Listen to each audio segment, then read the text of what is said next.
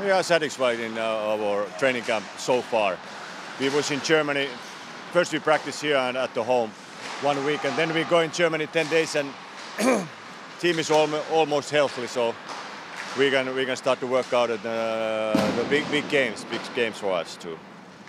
You've got not so much newcomers and not many guys still left the team. Was it a task for you for this summer not to have many newcomers? Yeah, that was one of our goals, that we want to keep those guys who are on the team right now.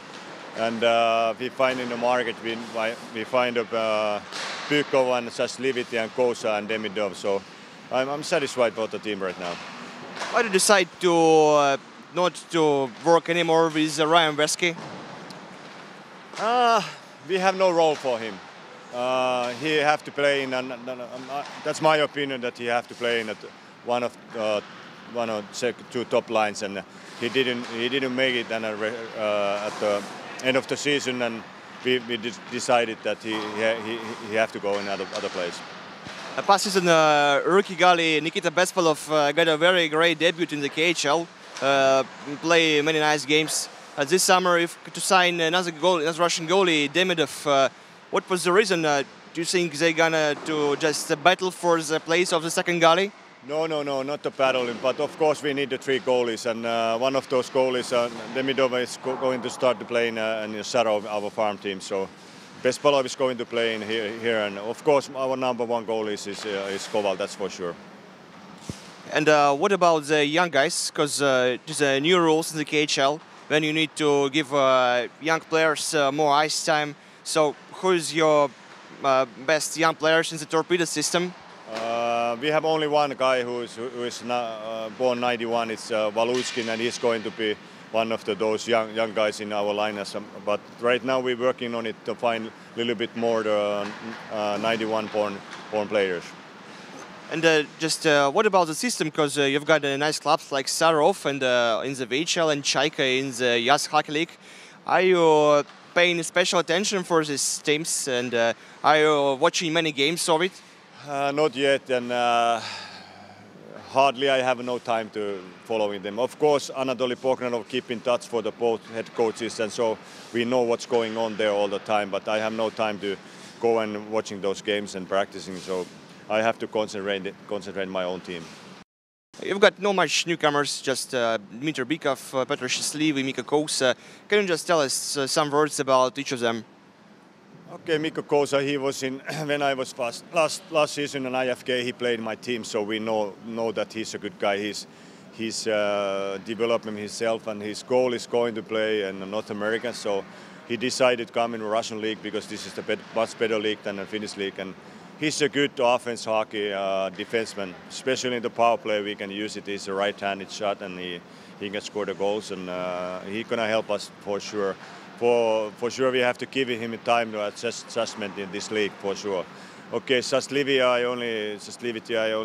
and Pykov, I only saw those guys playing 2 games so far, but there's good guys and sportsmen, and especially the experience what they have in this league, they're gonna help us, that's for sure. Last year was your first year in the KHL, and I wonder, what about some opposite sides? Which team was maybe interesting for you? What about your opponents? Which one of them do you like? Lot of good teams in this league, lot of good teams, and it looks like that many of the teams have built a really good team. So it's going to be, especially the Western Conference, it's going to be a tough conference. So because only 8 teams is going to the playoffs, and we have 14 teams in here in this league. And newcomers like Donbass and Bratislav, and Lev Brak, those has been building a good team. So it's going to be a tough season for us too. We're just talking about Lev Prague, and I want to say that we got a KHL European expansion this year. Got teams from Prague, from Bratislava, from Donbass, Donetsk. But I just want to know your opinion if it's going to be good for a Finnish team to participate in the KHL, maybe one of the Finnish team. How do you think? I don't know. This is a question what have been asking for many times for me, but I don't believe that right now that Finnish team will take that step that's coming in a KHL. But you never know. You never know. It's I think the biggest problem is the money. That you have to.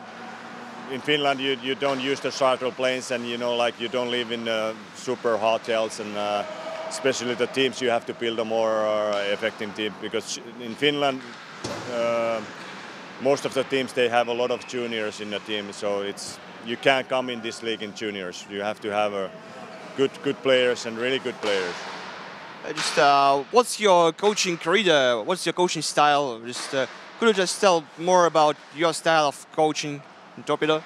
My philosophy is that like everybody working hard, and give their everything on the ice, and I try to talk with the players so much, but of course I decided what's going on here, and we succeeded last year in my style, and I keep going my style, and I trust in my system, and of course I have a good assistant coaches, Bogdanov, Rautio and Lindfors, so we're working hard with the boys, and players play still. Players they are the important persons, but still they have to play on the ice. I can't score. I only put the players in the same page, and players give their effort on the ice.